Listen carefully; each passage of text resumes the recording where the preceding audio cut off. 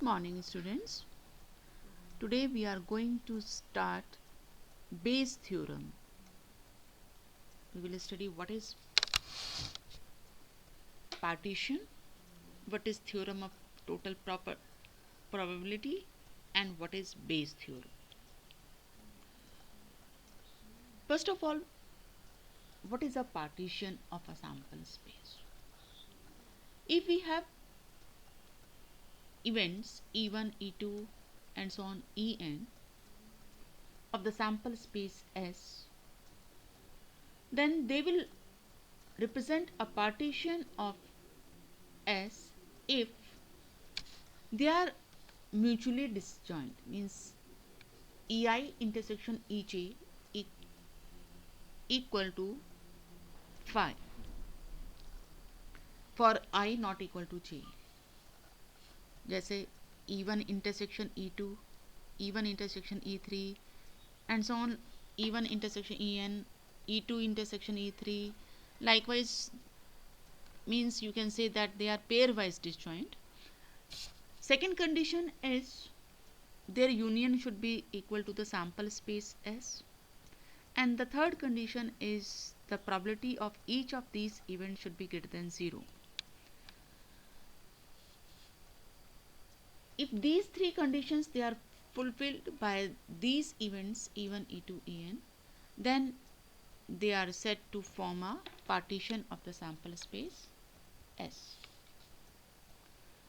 जैसे अगर आपने डाइस थ्रो किया तो आपका सैम्पल स्पेस क्या होगा? 1 से 6 तक नंबर. आपने उसमें एक इवेंट E1 ले लिया, event of getting odd number, then it will E1 will be 1, 3, 5. E2 is getting an even number, then E2 will be 2, 4, 6. अब E1 और E2 का इंटरसेक्शन 5 होगा क्योंकि कोई कॉमन एलिमेंट नहीं है. और अगर हम E1 यूनियन E2 करेंगे तो सैम्पल स्पेस मिल जाएगा हमें पूरा. अगर इवन नंबर और ऑड नंबर्स का जो सेट हमने निकाला E1 और E2 उनका यूनियन करेंगे तो हमें S मिल जाएगा. 1 से 6 तक नंबर आ जाएगा. और इनकी प्रॉबिलिटी, E1 की प्रॉबिलिटी भी उस केस में 1/2 होगी क्योंकि 3/6 दैट इज़ 1/2. और E2 की प्रॉबिलिटी भी 1/2 होगी. इसका मतलब थर्ड कंडीशन भी हमारी फुलफिल हो रही है. तो उस केस में हम E1 E2 को उस सैम्पल स्पेस का पार्टीशन कह सकते हैं.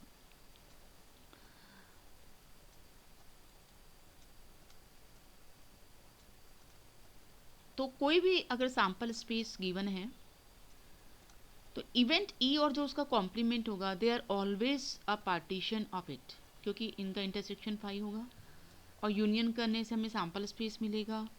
और क्योंकि ये हम नॉन एम्प्टी सेट ले रहे हैं तो इसकी प्रॉबिलिटी ग्रेटर देन 0 होगी. So E intersection E dash always forms a partition of the given sample space S. Sample space किसी भी पार्टीशन जो है किसी भी सैम्पल स्पेस का वो यूनिक नहीं होता. There may be many partitions of a given sample space. जैसे अभी हमने जो डाइस वाला एग्जाम्पल लिया उसमें हम E1 इवेंट को 1, 2 अगर केवल ले लें और E2 इवेंट में 3 से 6 तक 3, 4, 5, 6 तो वो भी एक पार्टीशन होगा S का. तो इसका मतलब पार्टीशन यूनिक नहीं है. There are many partitions of the given sample space. Now the theorem of total probability. This theorem says that if E1, E2, En is a partition of the sample space and suppose that each of the events has non-zero probability of occurrence and A is any event associated with S, then probability of A is probability of A given E1 into probability of E1 plus probability of E2 into probability of A given E2 like this up to En. तो अगर किसी sample space से associated हमारा कोई partition के events हैं E1, E2, En और उसी सैम्पल स्पेस से एसोसिएटेड कोई दूसरा इवेंट A है तो उस इवेंट ए की probability we can find as summation probability EJ into probability A given EJ.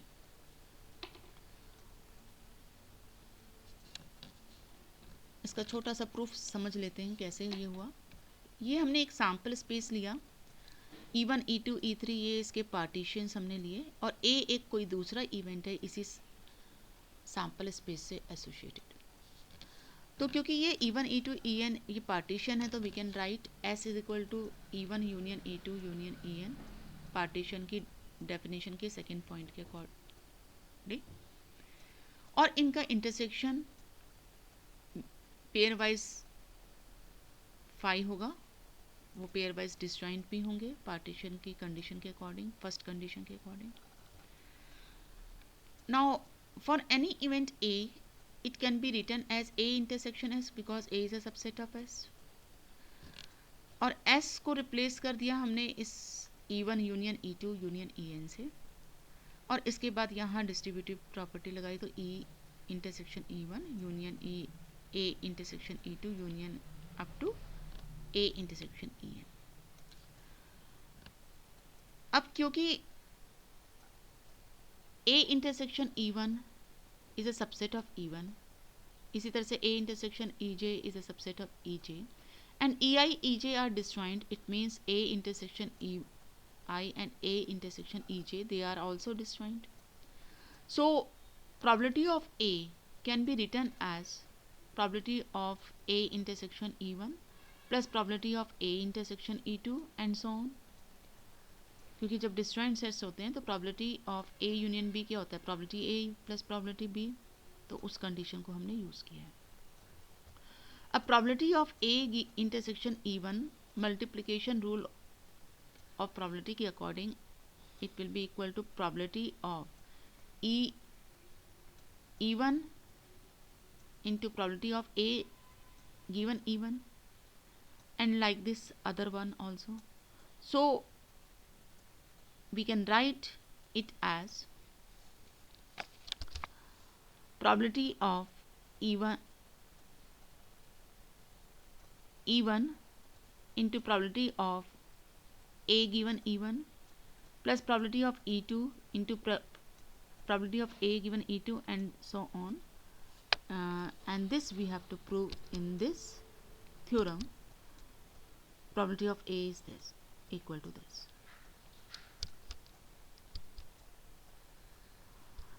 Now Bayes theorem, if E1 E2 En they are non-empty events which constitute a partition of the sample space S. हम कह रहे हैं कि E1 E2 En एक partition है sample space S का, तो जब ये पार्टीशन होंगे तो ये पेयर वाइज डिसजॉइंट भी होंगे और उनका यूनियन सैम्पल स्पेस के इक्वल होगा और इनकी प्रोबेबिलिटी ग्रेटर देन 0 होगी. और A is any event of non-zero probability associated with this sample space, then probability of EI given A, इनमें से किसी एक की probability जब A event given होगा can be found as probability of EI into probability of A given EI divided by summation of probability EJ, probability A given EJ, and the J varies from 1 to n.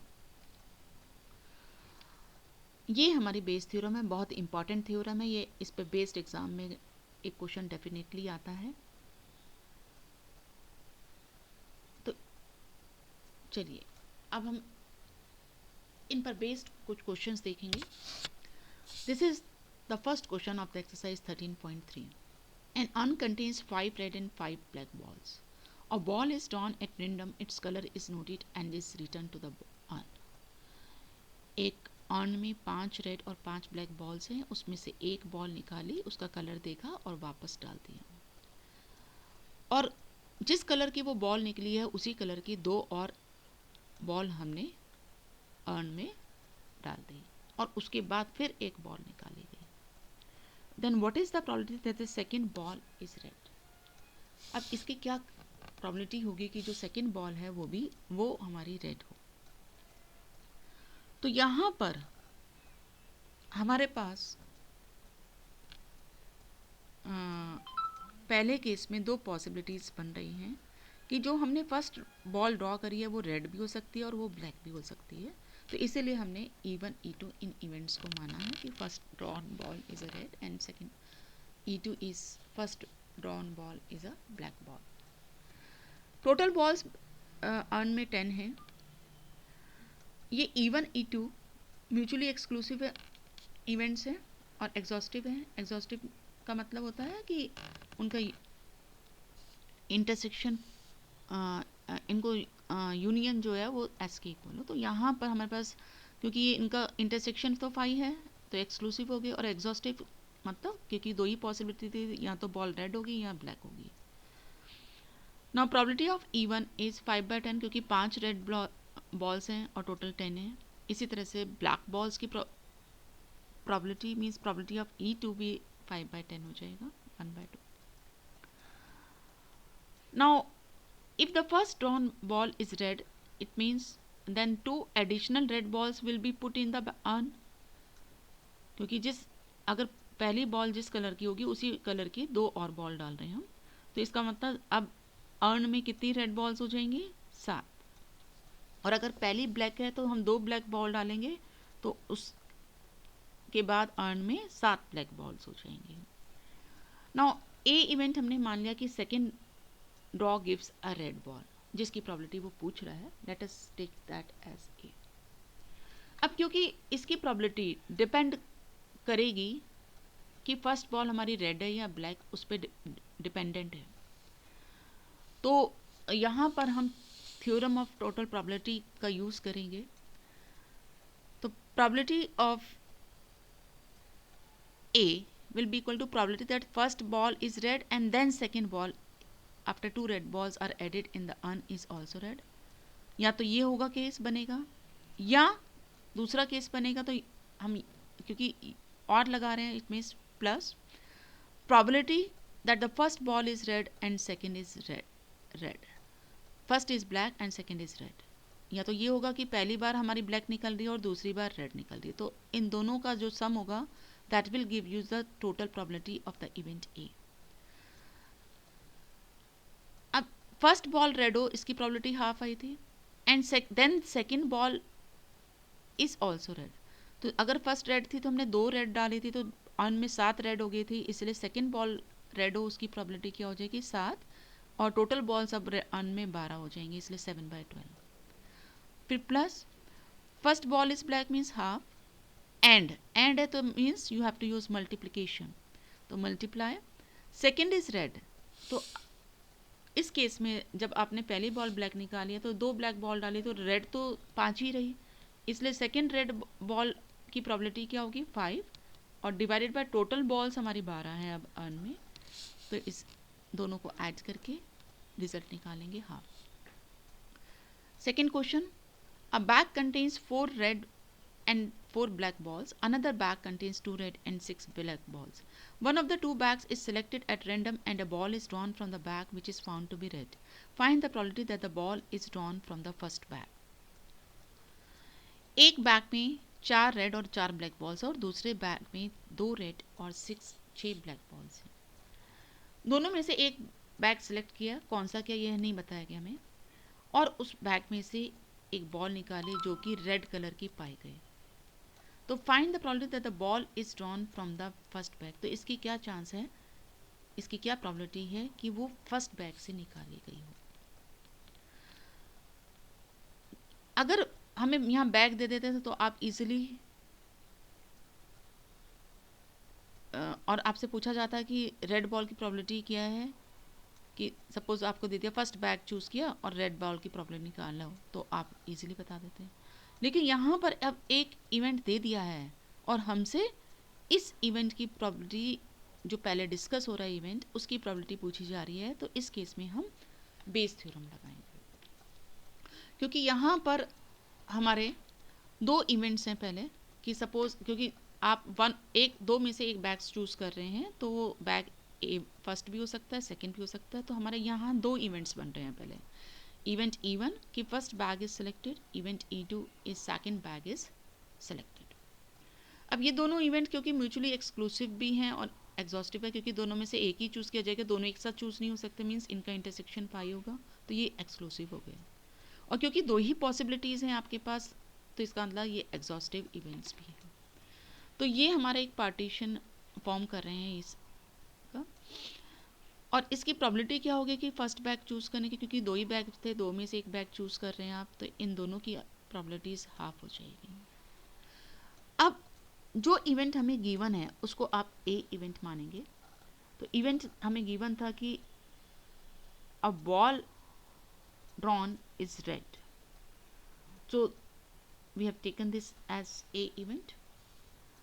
जब ये इसी से associated एक event है, और जब एक event दिया हो इससे एसोसिएटेड और हमें इस पार्टीशन के किसी इवेंट की प्रोबेबिलिटी पूछता है, तो हम बेस थ्योरम अप्लाई करते हैं। अब हमसे पूछा क्या जा रहा है कि ball is drawn from the first bag, इसका मतलब हमारे पास कंडीशनल प्रोबेबिलिटी पूछ रहा है वो E1 की गिवन ए, मीन्स प्रोबेबिलिटी E1 गिवन ए वो पूछ रहा है हमसे। तो बेस थ्योरम में हमें ज़रूरत पड़ेगी probability of A given E1 की और probability of A given E2 की। तो पहले हम उसको निकालेंगे। ए गिवन E1 का मतलब है कि फर्स्ट बैग में से रेड बॉल निकालने की प्रोबेबिलिटी। तो फर्स्ट बैग में 4 रेड थी तो 4, और टोटल बॉल्स 8 थी तो 4/8। इसी तरह से प्रोबेबिलिटी ए गिवन E2 का मतलब है सेकंड बैग चूज़ करा हो आपने और उस सेकंड बैग में से रेड बॉल के निकालने की प्रोबेबिलिटी। तो सेकंड बैग में 2 रेड बॉल्स थी और टोटल बॉल्स 8 हैं, इसीलिए प्रोबेबिलिटी ए गिवन E2 क्या हो जाएगा 2/8। अब हम बेस थ्योरम का फार्मूला अप्लाई करेंगे। प्रोबेबिलिटी E1 गिवन ए क्या होगा, probability of E1 into probability of A given E1 divided by probability of A होता है, जो कि यहाँ पर बनेगा प्रोबेबिलिटी E1, क्योंकि दो इवेंट्स हैं हमारे पार्टीशन के, तो probability of E1 into probability A given E1 plus probability E2 into probability A given E2। इनकी सबकी वैल्यूज पुट करके यहाँ पे आप देख रहे हैं कि हमारा 8 एलसीएम आएगा, मतलब यहाँ डिनोमिनेटर में 16 आएगा, ये भी 16 ये भी 16, तो आप इससे कैंसिल आउट करके 4/4 + 2 आ जाएगा, that is 2/3। Next is of the students in a college it is known that 60% reside in hostel and 40% are day scholars not residing in hostel। College में जितने बच्चे पढ़ रहे हैं उसमें से 60% हॉस्टल में रह रहे हैं और 40% डे स्कॉलर हैं। और पिछले सालों के रिजल्ट से ये पाया गया कि 30% students who reside in hostel attain A grade. Hostel में रहने वाले 30% बच्चे ए ग्रेड पा रहे हैं, एंड डे स्कॉलर्स में से 20% बच्चे ए ग्रेड ले रहे हैं।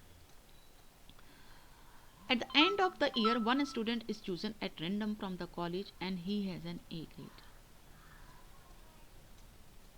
ईयर एंड पे एक बच्चे को सिलेक्ट किया गया और ये देखा गया कि उसको ए ग्रेड मिला है। तो इसकी क्या प्रोबेबिलिटी होगी कि स्टूडेंट एक हॉस्टलर है, मतलब हॉस्टल में रहने वाला बच्चा है। तो यहाँ पर हमारे पास दो पॉसिबिलिटीज़ है कि बच्चा हॉस्टल में रह रहा है या बच्चा डे स्कॉलर है। तो इसलिए हम दो इवेंट्स E1 E2 को मानेंगे। A student is residing in hostel, a student is a day scholar. अब हमें ये दिया है कि जो बच्चे हॉस्टल में रह रहे हैं उसके वो 60% हैं, इसलिए प्रोबेबिलिटी ऑफ E1 क्या हो जाएगी 60/100, और 40% बच्चे डे स्कॉलर है, इसलिए प्रोबेबिलिटी ऑफ E2 हो गई 40/100, दैट इज 2/5। अब एक इवेंट हमें दिया हुआ था कि जो बच्चा हमने सिलेक्ट किया है उसको ए ग्रेड मिला, तो इसलिए इसको हम ए इवेंट मान लेंगे, एक इवेंट। तो let event E is a student attends A. अब ये यहाँ पर E1 और E2 म्यूचुअली एक्सक्लूसिव और एक्सॉस्टिव हैं, क्योंकि या तो यही केस होगा या ये केस होगा, इसका मतलब दोनों केस एक साथ नहीं हो सकते, उनका इंटरसेक्शन पाई होगा। और दो ही पॉसिबिलिटीज़ हैं यहाँ पर, या तो वो डे स्कॉलर होगा या हॉस्टलर होगा, तो इसलिए ये एक्सॉस्टिव भी हो गए।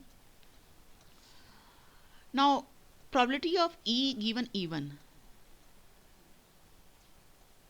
क्या होगा, ई गिवन इवन का मतलब है कि बच्चा हॉस्टल में रह रहा है और उसे हॉस्टल में रहने वाले बच्चे को ए ग्रेड मिले, ये इसका मतलब हुआ। तो हॉस्टल में रहने वाले ऐसे कितने बच्चे थे जिन्हें ए ग्रेड मिल रहा था, 30%, इसलिए इसकी प्रॉबिलिटी क्या हो गई, 30/100, दैट इज 3/10। इसी तरह से प्रॉबिलिटी ई गिवन ई2 का मतलब क्या हुआ कि डे स्कॉलर को ए ग्रेड मिले, कि बच्चा डे स्कॉलर है और इसकी प्रॉबिलिटी क्या होगी कि उसे ए ग्रेड मिले। तो ऐसे 20% बच्चे थे, तो इसलिए इसकी प्रॉबिलिटी हो गई 20/100। अब हमें निकालना क्या है कि जिस बच्चे को ए ग्रेड मिल रहा है वो हॉस्टल में रहता हो, तो इसका मतलब ए ग्रेड मिल रहा है, ये गिवन इवेंट है, और हम निकाल रहे हैं कि बच्चा, इसकी प्रॉबिलिटी निकाल रहे हैं कि बच्चा हॉस्टल में रह रहा है, इसका मतलब प्रॉबिलिटी ऑफ इवन निकाल रहे हैं हम। जब हमें क्या गिवन है कि बच्चा हॉस्टल में रहता है, it means probability of even given E find out करना है हमको। तो हम बेस थ्योरम का यूज़ करेंगे यहाँ।